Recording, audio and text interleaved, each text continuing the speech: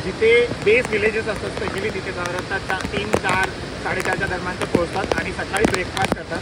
तर ब्रेकफास्टमध्ये काय खायला पाहिजे तर नमस्कार मंडळी, पुन्हा एकदा स्वागत आहे तुमच्या एका वेगळ्या ब्लॉगमध्ये.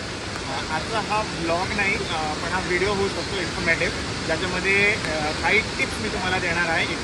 बऱ्याच वेळेला असं होतं specially when you are going for a trek for a trail. Let me tell you the difference between trek and trail. Trek is when you are climbing something, mountain or something, and trail is you have a flat, maybe dense forest or something, and you have a simple walk. तर हे दोन्ही करत असताना generally हे खूप remote प्लेसेसला असतात आणि जर आपण आपली पॅकिंग जर व्यवस्थित केली नाही तर मग गडबड होऊ शकते. त्यामुळे त्याच्यावरही मी एक व्हिडिओ बनवलेला आहे, what stuff you have to carry. त्याची लिंक मी इथे डिस्क्रिप्शनमध्ये दिली आहे, एन्श्योर टू वॉच दॅट. पण आजच्या ब्लॉगमध्ये आपण बघणार आहोत certain dos and don'ts if you are specially coming for the trek. कारण आपण रिसेंटली पाहिलं खूप सारे मिसहॅप झालेले आहेत.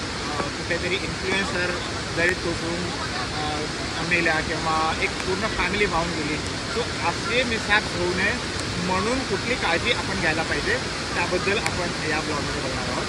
सगळ्यात आधी तर काय करायचे, आपण आपली स्वतःची काळजी घ्यायची आहे आणि जे इन्स्ट्रक्शन तुमचे टूर गाईड किंवा तुमचे टूर लिडर्स असतात स्पेशली प्रत्येक टूरमध्ये you have a point and B point, तर त्यांचे सगळे इन्स्ट्रक्शन्स आपण केअरफुली ऐकायला पाहिजे. या ब्लॉगला या व्हिडिओला 2 पार्टमध्ये डिवाईड करणार आहोत, सम डूज अँड डोंट्स, जे मी माझ्या एक्सपिरियन्सवरने शेअर करणार आहे तुमच्याशी. सगळ्यात आधी आपण बोलूयात डूजबद्दल. तर स्पेशली आपण जेव्हा पॅकिंग करतो तर ती packing he well in advance करायला पाहिजे. आपण किती ठरवलं तर ते लास्ट मोमेंटला होते, पण at least have a checklist and carry the essentials. दुसरा, माझ्यासोबत जे झालं होतं, मी मागच्या मान्सूनमध्ये एका ट्रेकला गेलो होतो आणि माझे कॅज्युअल शूज होते रनिंगचे आणि ते प्रॉपर ट्रेकचे नसल्यामुळे मी स्वतः पडलो होतो आणि खूप मोठी दुर्घटना होऊ शकली असती. तर ते अवॉइड करण्यासाठी तुम्ही काय करायला पाहिजे तर प्रोफेशनल जे ट्रेकिंगसाठीचे शूज असतात तर ते कॅरी करायला पाहिजे. Avoid carrying the casual shoes. Second one आहे जो खूप महत्त्वाचा आहे की वेअर कम्फर्टेबल क्लोथ. आता त्याची डेफिनेटली वेगळी असू शकते, तुमच्यासाठी वेगळी असू शकते, माझ्यासाठी वेगळी असू शकते. तर तुम्ही बघू शकाल मी पूर्ण स्लीव्हचे कपडे घातले, कारण असं आहे जेव्हा आपण जंगल ट्रेकला जातो तर बऱ्याच वेळेला तिथे डास असतात किंवा अजूनही बरेचसे इन्सेक्ट्स असतात, तर ते चावतात आणि पुढे तुम्हाला स्किनला रॅशेस होऊ शकतात, अजूनही काही स्किन रिलेटेड प्रॉब्लेम्स होऊ शकतात. तर ensure that to wear a comfortable cloth. Okay, so पुढचा पॉईंट जो आपला आहे तो आहे specially what you eat on the day of a trek.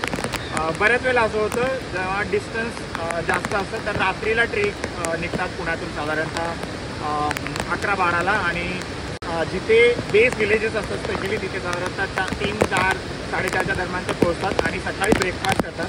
तर ब्रेकफास्टमध्ये काय खायला पाहिजे तर this gets very from a person to person.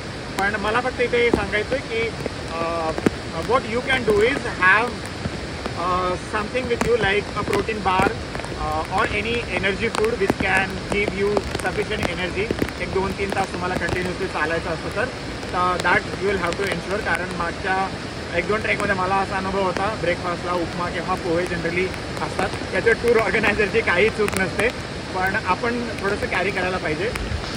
But ensure that avoiding stomach full of food and also oily किंवा स्पायसी असेल तर ते अवॉइड करायला पाहिजे, कारण वॉटर इनटेक जास्त होतं आणि मग it impacts your confidence and energy level.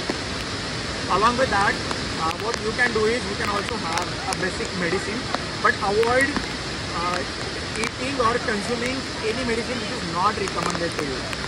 अजून एक आहे, बऱ्याच वेळेला जेव्हा तुम्ही स्पेशली ऑफबीट ट्रेकला जाता तर तिथे कुठली पाऊल वाट नसते किंवा कुठलाही रस्ता माहिती नसतो. अशा वेळेला काय करायला पाहिजे, एक ऑफलाईन मॅप आपण डाउनलोड करून घ्यायला पाहिजे which can help you to navigate your self in case you get diverted from your group which is strongly not recommended. त्याच्यावर तुम्ही तुमच्या ग्रुपवर सोबतच राहायला पाहिजे, जरी ते ऑफबीट असेल किंवा रेग्युलर ट्रेक असेल तरी. तर हे काही पॉईंट्स होते जे तुम्ही फॉलो करू शकता to become a successful and a good trekker. Along with that, you also have to ensure this trekking has to be a sustainable trekking. कारण बऱ्याच वेळा असं आपण बघतो की ट्रेक करताना बरेचसे लोक जे सोबत नेलेले पॅकेजिंग आहे ते टाकून देतात, अवॉइड लिटरिंग आणि झाडांची फांदा वगैरे तोडतात. that is not a good quality of a good trekker. So ensure that we all can celebrate our natural heritage and be a responsible trekker. तुम्हाला हा ब्लॉग कसा वाटला तो मला कमेंट करून नक्की कळवा.